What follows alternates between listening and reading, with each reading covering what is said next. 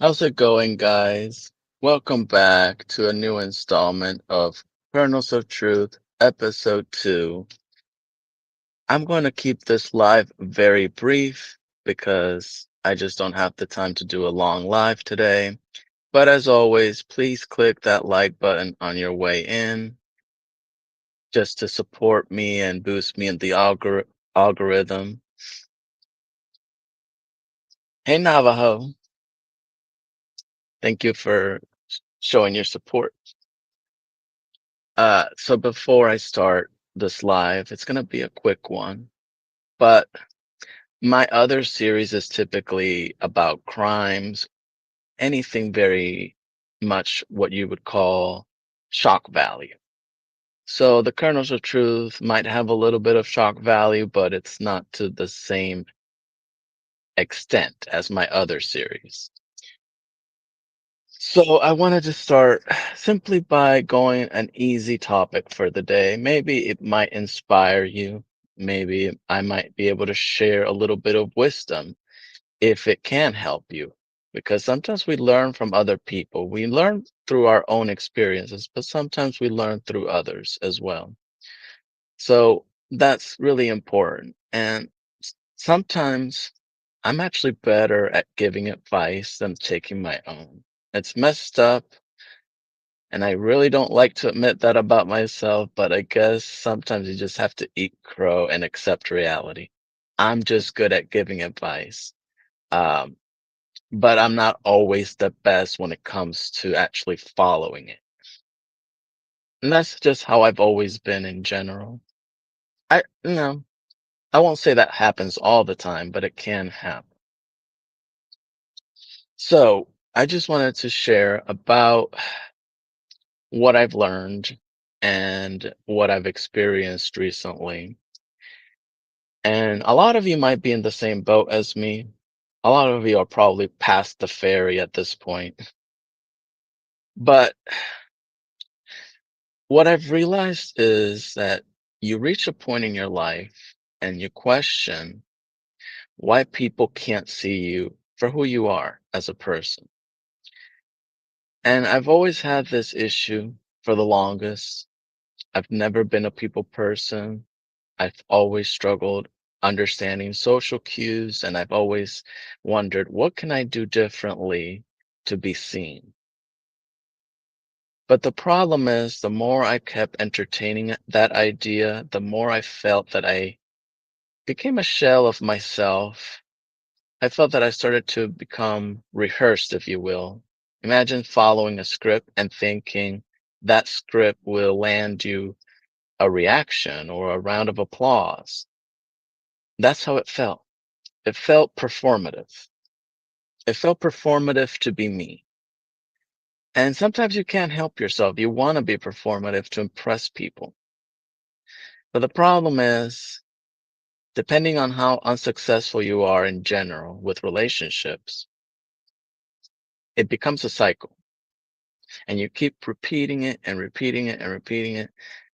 And the biggest takeaway from it is that you're putting your self esteem at risk because with each unsuccessful attempt, in terms of trying to acquire a relationship, the more you're going to question yourself as a person, and the more you're going to deviate from who you are as an individual.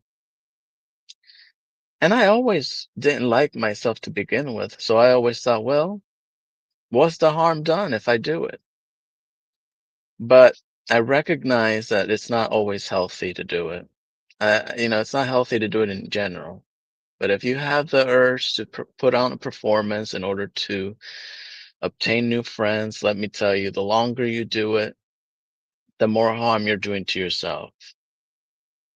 And while I may not be the most knowledgeable in terms of relationships, what I can tell you is that if you have to put a performance in order to obtain a relationship, then the relationship isn't worth the hustle because the relationship eventually will become an inconvenience, and later on it will turn into a burden that you don't want to carry on your shoulders because you're going to get tired eventually. Even the most people-pleasing individuals fall into this trap. And the problem with being a people pleaser isn't that you don't want to do good for others. The problem with being a people pleaser is that there's always a bullseye. You always want people to see you, and you do everything in your power to show them your worth. But when they don't recognize your worth at first glance, and they keep making you prove your worth a second, third, or fourth time, you feel defeated. You feel, I can't keep doing this to myself. And the reason is because at some point, whether you want to admit it or not, you've come to the realization that people pleasing is just part of the performance.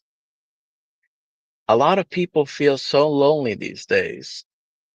They go out of their way to sacrifice their beliefs, their identity, and everything that makes them unique to be a part of someone else's life.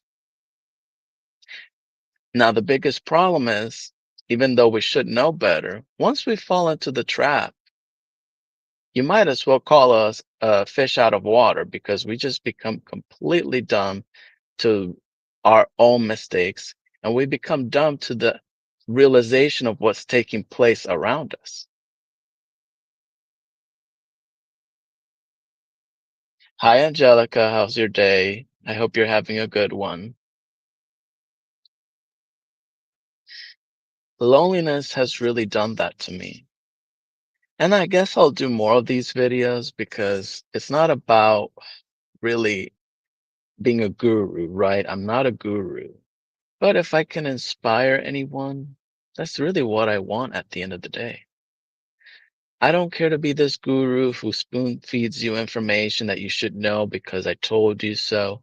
I'm someone who wants to tell you my experience, what I think, and if you can relate, that's fine. And if you can actually take something away from it, that's even better.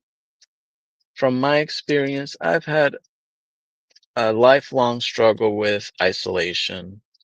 And while it's easy for me to blame everyone else and say, well, it's everyone else's fault, it's very easy to do it if you don't hold yourself accountable, that is. I also learned that it's important for me to accept my own fumbles. And my biggest fumbles is that I built walls the size of Alcatraz. And I have kept myself behind these walls for as long as I can remember. I wish I could even put a time stamp in terms of when I started this nonsense. But it is so long ago that I don't even recognize the age. Sometimes I feel that I've done it my whole life and I just haven't really paid much attention to it. And I don't mean this to depress you. I mean to tell you that this can be a legit trap that a lot of us fall under, whether it was because of a bad upbringing or a lack of social support growing up. It can happen. And it happened to me. And the biggest mistake is when you have to look back and realize, wow, I spent all this time belittling myself because my performance wasn't captivating enough to win other people to my side. Just imagine if you were the last one picked, like when you were playing dodgeball and you were the last one picked. But imagine you feeling that way every single day. Oh, I'm picked last. What did I do to be picked last? What did I deserve to be picked last? And that thought constantly burns in your mind and you can't let go of it. It's a vicious cycle, and it almost feels as if you're circling the drain, and you just can't escape from it. And I've done that for a very long time, and it's a very dangerous mindset.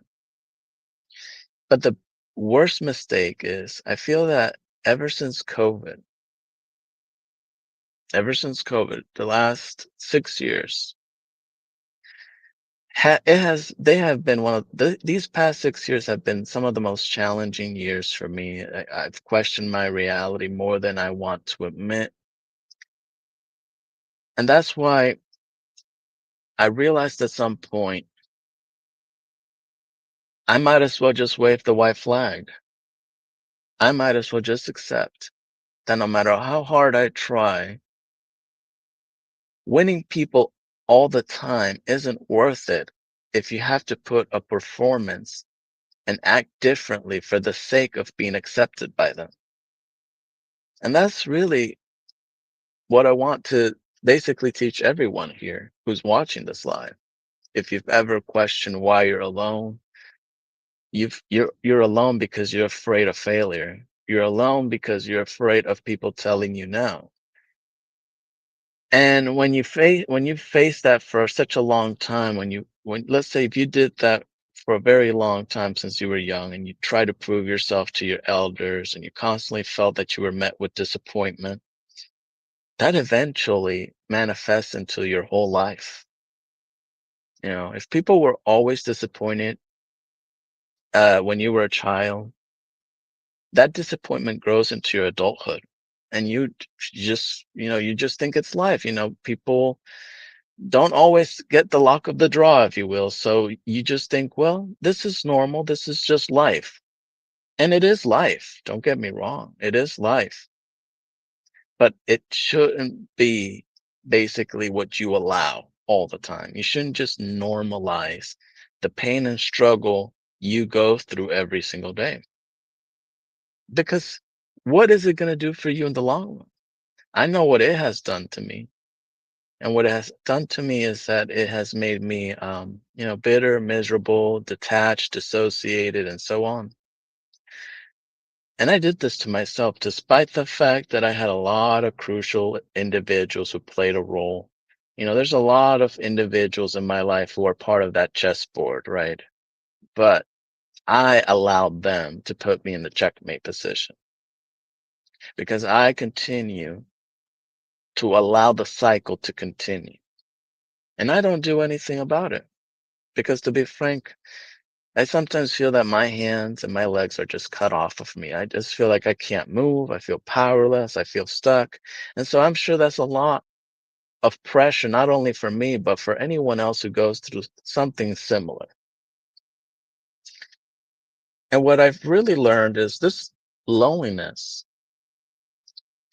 it's not about being accepted by people. It's about wanting to belong as well. Now, if you don't realize, you probably know this better than me. But 40 to 50% of relationships, especially marriages, end up in divorce. And the statistic goes higher if you marry a second or a third time. I believe if you marry a second time, the chances of that divorce increases by 60%. And if you marry a third time, it increases once again the divorce rate by 73%.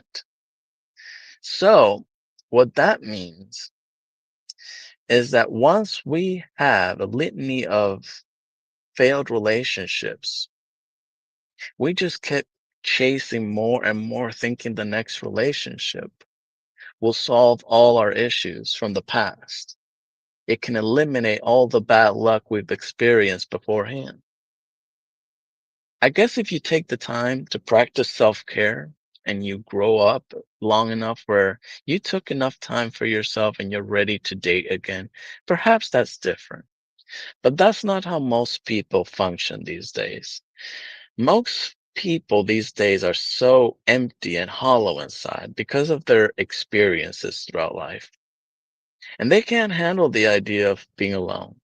They can't handle the idea of not belonging to someone.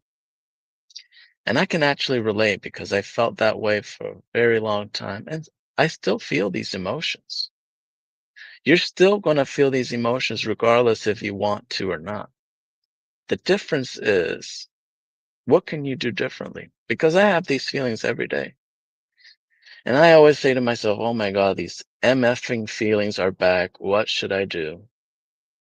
I woke up in a good mood and now these feelings just came flying out of nowhere and they're hovering over my head as a black cloud. What am I going to do here? And the reality is sometimes you're just going to lose. Sometimes you're just going to feel that you're at the end of the totem pole, or at the bottom of the totem pole. You're not going to feel like a priority in your life. to others, or to yourself. And that is the worst feeling in the world when you don't know how you can prioritize yourself, when you feel that the only way you can prioritize yourself is through others. Crazy thought, huh? I thought so too. It's crazy, but it's true. A lot of the time, especially for people pleasing individuals, the best way we can prioritize ourselves is for other people to tell us it's okay for you to be yourself. It's okay for you to think that you matter. It's okay for you to think that you're important. But the saddest part is we need other people all the time to remind us these feelings. And let's say this person who tells you all of this was with you in a relationship and they one day decide to walk up and leave. That source of motivation and inspiration you had in your corner is no longer there. And you're back to square one, all by yourself, not knowing, hey, how can I change now? Because this person's no longer with me. It is a sad and cruel twist to reality, but it can happen. It happens a lot. And then once that person who was our source of comfort and inspiration and motivation is no longer there, we feel lost in the shuffle. We feel that once again, we can't go on in life. But the reality is, as much as I know that you may hate me saying this to you and even to myself, because I hate admitting this to myself as well. It's not other people's responsibility to make you feel whole. And it's not other people's responsibility to make you feel complete. Only you can do that favor to yourself. But if you solely believe that someone else will be able to fix you and stitch you up together, you're just going to keep running across the same problem over and over and over again.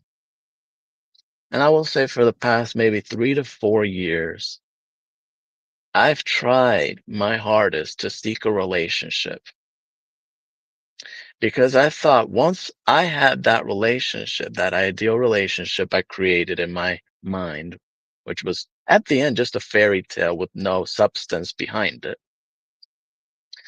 I thought that relationship would be the antidote to fix all my problems and issues. I thought the love from that relationship would whisk all my problems away. Because once I got all that acknowledgement and all that affirmation from them, there's nothing else that could go wrong. So the reality is, every single time the relationship ended, I would go back to being the same person, feeling powerless, feeling devoid of feelings, feeling devoid of anything. And sometimes that's the problem with people pleasers. They only feel good when they make others feel better. And the only time a people pleaser feels good about themselves is once they get that nugget of or that confirmation that they matter or that they made the other person feel important. But the saddest part is we don't give ourselves that type of treatment. We give others that treatment so that they can make us feel that we did a good job. And that's the problem with performance, whether you're a people pleaser or not. You can love someone for as long as you want, as the day is long. But the bottom line is, if they don't love you back, why are you performing so hard to belong somewhere that isn't your territory? Because only you think you belong there. But if they make you feel unwelcomed, unseen, unheard, then you don't belong there. And you're giving your energy away to a parasite who doesn't deserve you.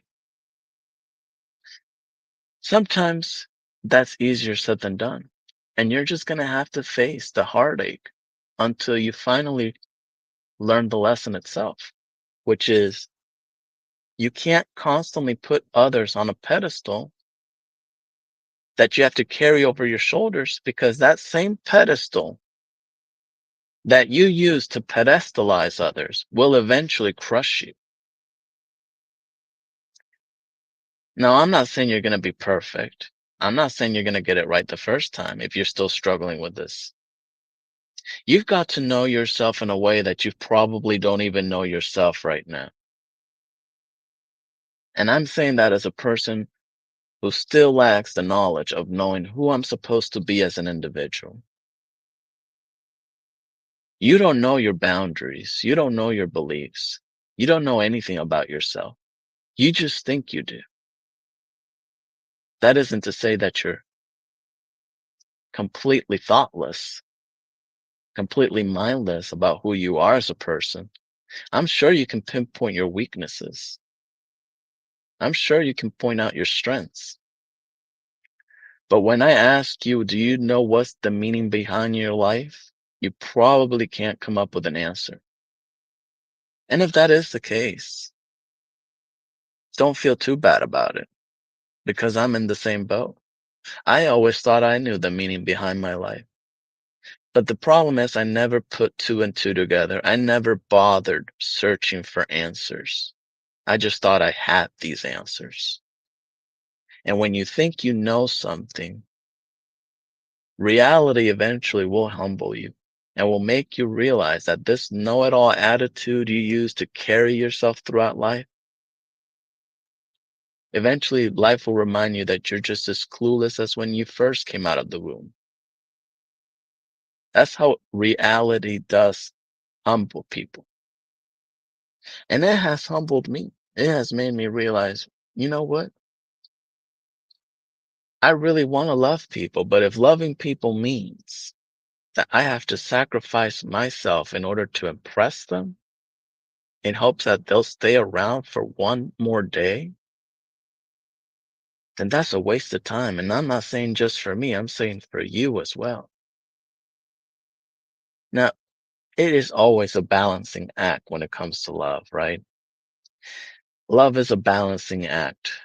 Now, some people swear that if you love a person hard enough, then they'll stick around. And that is true, but that's a very rare exception. You love is a glue, but eventually, if you don't pay attention to the relationship, the glue will wear off. The relationship will fall apart. That's how it goes. But sometimes we just don't learn that right away. Sometimes we have to really hit our heads against a rock until it starts making bloody sense. That's just the reality. We sometimes have to really experience failure in a very defiling manner before we realize, you know what? I've had enough with this. I deserve better than this nonsense. I need to rise above this struggle. And I am at this point where I don't even want to call it my own struggle anymore. Because sometimes what we do as people is we victimize ourselves. And when I say victimize, yes, you're a victim. But as you take on the role as a victim, that's when it's a problem because you're victimizing your struggle. You're basically saying this struggle is a description or a descriptor of who I am as a person. And you walk throughout life with this, you think of it like you don't even realize that this struggle of yours suddenly becomes your badge of honor. And you start to present yourself as a person based on your struggles. Oh, I've been through X, Y, and Z throughout my life. This is just who I am. This is what I'm about. And when you start classifying yourself based on your struggles alone, you fail to realize that's all there is about you, just struggling, never a successful moment in your life. And suddenly life becomes dull because all you know about yourself is the struggles you've experienced throughout life, nothing else. And that's the saddest part about putting a performance for so long. You want so much for others to, you do so much for others to accept you, but what you end up is abandoning yourself in the long run because the priority was to secure acknowledgement, but it was never about seeking fulfillment. And sometimes, in order to seek fulfillment with others, you must first seek fulfillment within yourself first. And that's the hardest part for a people pleaser who's constantly putting a performance. They think they need others to live their life to the fullest because without them, it's almost as someone who needs a roadmap in order to look at what direction they should go next in life. And that in itself is a problem. And if you find yourself going through this struggle constantly, then at some point you got to say, you know what? I choose myself before love. You got to choose yourself before love. Love is great when you can experience it with the right person. But when love is just about your only goal in life and not yourself, then you're not ready for love. Because every time you're going to feel reminded when they leave you that you were never good enough. And the cycle will keep continuing. And what I've learned, through all of this experience, right, is that, you know, look at how love even works. We have these validation tendencies where I read recently that about 70% of unmarried couples break up within the first year. Think about that high of a statistic. 70% of people. And the problem is we're chasing love, but we're not chasing commitment anymore. I don't think people know how to even love each other these days. And I'm not talking about people who are within their 40s or 50s or 60s. I'm talking about the people who are much younger. I think their definition of love is making me feel good for a brief moment, and that's it. Just one moment of validation and acceptance, and I'm good. You've already filled up my cup. I don't need anything else from you. And then they cut you off. That's how relationships are these days.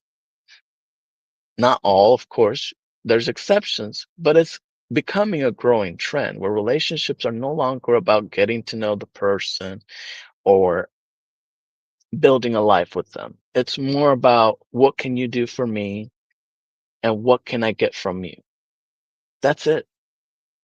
And yeah, there is that element within relationships, right? But if that's the only thing that carries your relationship, then no wonder it's failing miserably because you didn't bother learning about this person and you didn't bother building a life with this person. So, of course, it's going to fall apart because if there's just an expectation of what you can do for me, and that's the only expectation you carry within the relationship, there are important qualifiers you want to consider. Maybe you want people to share some of your beliefs, and that's fine. But if it's all about what you can do for me and nothing else, then that tells me you're just a person who's just hurt inside and you're looking for others to fill your void with love. But do you know why you run away from that type of dynamic eventually? Because you realize it's not real. You're just using that person to supplement love into your life until you're ready to walk away and basically relive the same cycle all over again. That's what most people do, whether they do it intentionally, unintentionally, it happens. And it's a growing trend and it's becoming a problem. And not every single person is going to fall under this category. So if you don't fall under this category, don't take it personally because it doesn't apply to you. This is mainly for people like myself who have always thought, okay, I need other people. But the reality is, we need other people, and I'm talking about in my case and other people's cases, not to build a life with them, but because we want them to supplement love and meaning into our lives because we can't find it without them. And that is the saddest part. And that's why you constantly might ask yourself, why am I keep why can't I find something of substance or something that feels permanent for once? And the reality is because you've ran away for so long. And when I mean ran away, you ran away from yourself.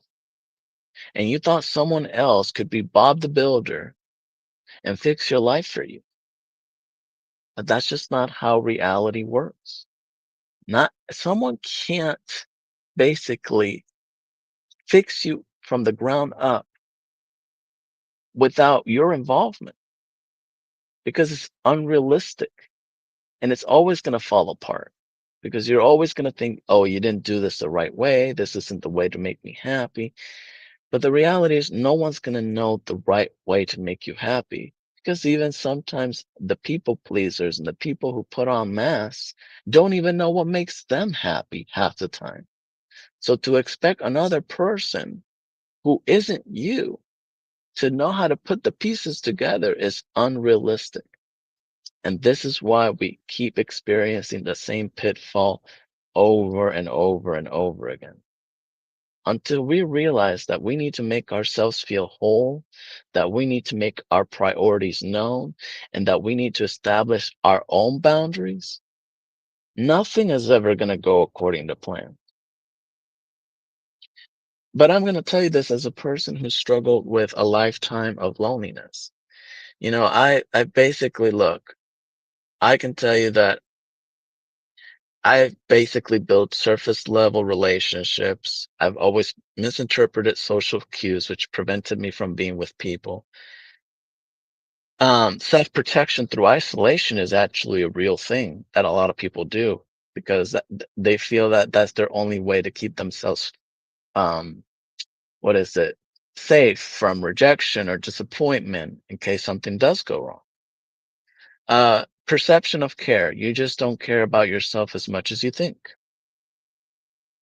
That can happen, and it has happened to me a lot in more ways than one. Settling for less. Um, Now, this is a tricky one. So basically, settling for less can mean so many things. It can mean you enter a good relationship, but you feel that you're not good enough for them, so you walk away. That's an example of settling for less because you had someone good for you and you threw them away. That's an example of settling for less. Another example of settling for less is you just invite a toxic person into your life and you call it a relationship. But the reason you settle for less in that instance is because you know they won't leave as quickly as a person of high status. That's another example of settling for less. And hypervigilance for rejection is like, especially if you mix that with social cues where you have issues reading social cues, is a recipe for disaster because you'll take everything personally. You'll take e- everything everything a person tells you. You'll get mixed feelings, so you'll feel they reject you or misunderstand you, and that creates a wormhole of issues that makes having relationships typically impossible in some cases. And then, of course, I read something else which is very interesting. So there was a source that basically, about 36% of adults feel lonely frequently or all the time. Now, if you're part of the LGBTQ, that might be around 46%. And so, with that being said, this is a very strong situation we're going through. This is how people build relationships these days due to insecure attachment styles, a difficult upbringing, and so on. The environment also plays a role which you grew up in. And the bottom line is that when you put on a performance, whether you're a people pleaser or not, you do it because you feel that being good in a relationship becomes the default. And once it becomes the default, you fall into it. It's sort of like quicksand. You just basically drown into this mentality, and you don't even realize you're doing it at some point. It just becomes a sort of like a habit of some sort. You just don't recognize it anymore. And then once you feel like being the good is basically in a relationship becomes the default, because that's what you feel like. Like you feel like in order to be successful, you have to be good to the other person, even if they mistreat you, etc. That's how your mind processes it. And then we end up, eventually people end up tirelessly saying or doing the right thing to the tiniest minutia.